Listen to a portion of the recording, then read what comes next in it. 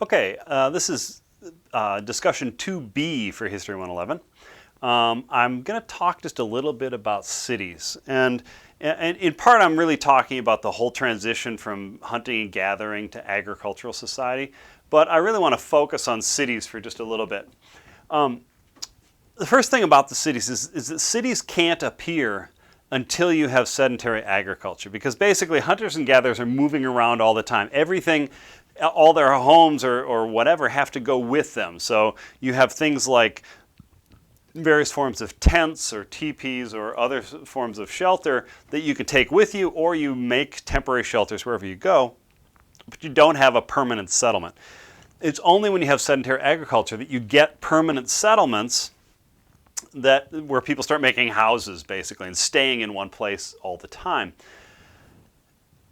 But even more importantly, agriculture, especially in these societies that do irrigation agriculture, like Egypt and Mesopotamia, where they produce a lot of food, you suddenly have surplus food. You have more food than you need to eat. Or to put it slightly differently, the farmers who are growing the food grow more than they need.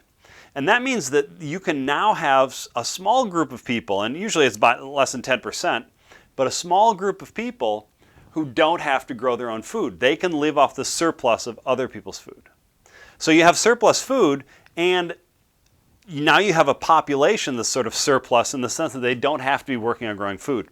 And so what you get then is you start to get people specializing. And what I mean by that is that a technology like pottery actually involves a lot of knowledge and expertise to know where to find the best clay, how to work the clay, how to fire clay, how to make pots look nice, how to glaze them, etc. That's a lot of knowledge.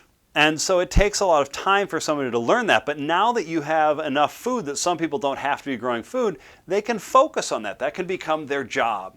And similarly, metal smelting or leather work or basket weaving or textile weaving or sewing, all these become specialized trades, and that's only possible once you have surplus food from sedentary agriculture. So what you see when societies start to get enough of a surplus population, you start to see a lot of people specialize in particular tasks and trades, and they stop growing food and they just focus on basket weaving or making metal goods or whatever as a way of focusing on that trade and developing that trade.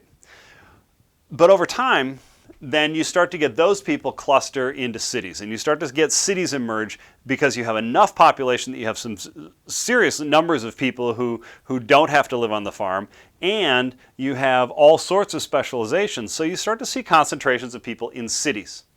And so cities at their heart are the thing that makes, they're built around specialization. People have different special skills, special jobs. Right? And I want to point out, it's not just artisan jobs like leather making or what have you. It's also being a priest or being a soldier or being a government clerk, a bureaucrat, or a king. Right? Those are also all specialized jobs that take time and training, etc., and that you can't be growing your food while you're doing those other jobs. So once you have this kind of specialization, you start to see cities form. But the specialization and this transfer to cities also included a couple of other things. One is that it's only when you get sedentary agriculture that you start to see property. It's only when you have sedentary agriculture where people are not moving around that you can say, oh, we're going to own this piece of land, right? Hunters and gatherers never own a piece of land. They do have a territory in the sense that they try to keep other people out of their larger territory, but they don't say this individual owns this piece of land or anything like that. It's all communal. But in an agricultural society, now people start to say, this is my field, this is my field. They invent the idea of property, right? Especially real estate. But they also invent other ideas of property, right? They start to if you're sedentary and you live in a house, you can have more stuff that you don't have to carry, right? Because you're not carrying it anywhere. So you can have lots of metal goods, you can have lots of leather goods, you can have lots of pottery, you can have lots of wine, you can, etc. So it's only with cities or sedentary agriculture that you start to get the idea of property. And when you combine the sort of specialization with the idea of property, now you start to get social classes. Because some people start to accumulate a lot of property. Some people get wealthy, and other people don't, right? And so once you get this kind of specialization and you get the idea of property, now you've got the idea of social classes.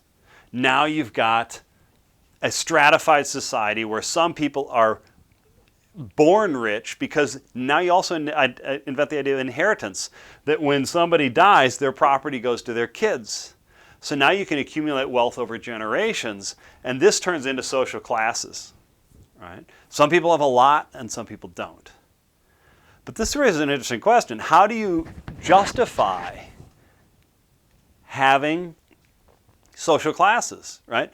Because just a few generations earlier, you didn't have property, right? Now, it's probably more generations than that, but you have to come up with a way of justifying why some people have a right to all this stuff when they're born into the family, and why some people don't have a right to stuff.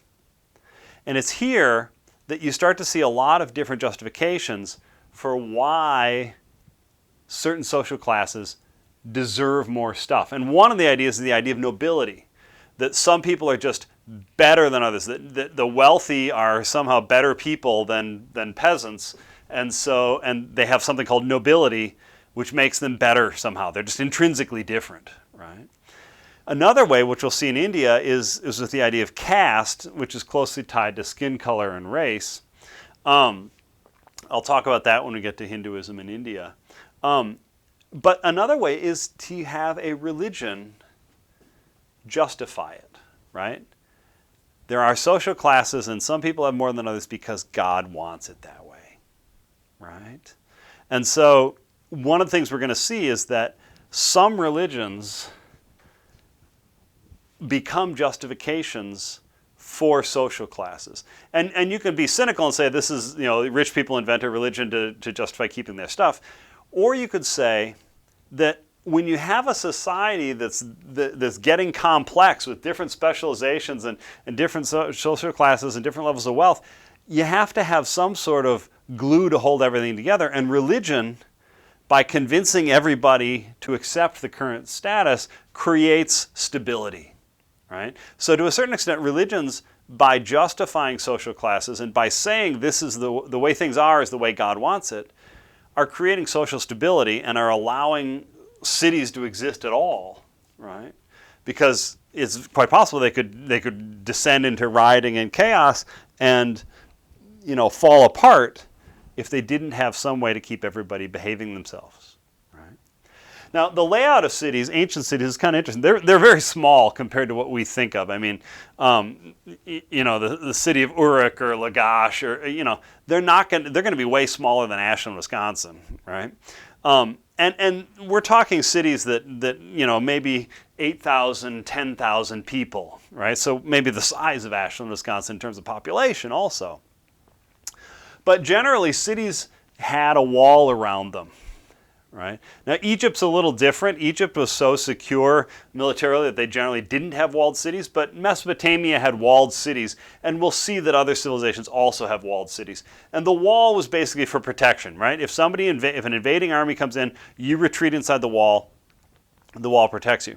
And so this outer wall is for military protection.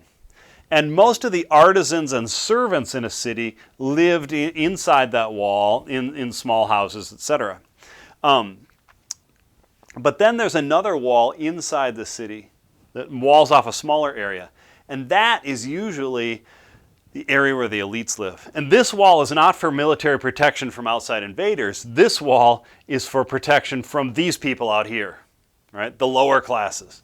And the wall is there not so much because they think the lower classes are going to storm the elites' houses, but rather the wall is there for intimidation. It's there symbolically to say, we belong in here and you can't get here. You don't belong in here, right? And so the inner wall creates a sort of a sacred space for the upper classes, the elites. They're the only ones who get to go there. And often, inside that inner wall, you would have all the government buildings, the palace, etc., but you'd also have the granaries. That's where the food was kept.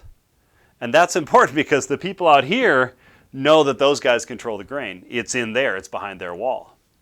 And then third, you would have the temple complexes there, right? And so the temples would all be in there, and so it literally made it a sacred space. God lived in there, right? And so by doing this, they were essentially creating a number of justifications and supports for maintaining the class system and the hierarchy by saying, we control the food, we control God, we're the ones who talk to God, right? The priests are the ones who make the deals with God in those transactional religions. And we control the wall, you can't come in, we control who gets in here. So it's a way of sort of asserting, it's an early way of asserting social class and hierarchy and connecting that to religion by putting those temples in there, but also connecting it very closely to food supply, government, etc. They're sort of creating this nexus. Don't question this.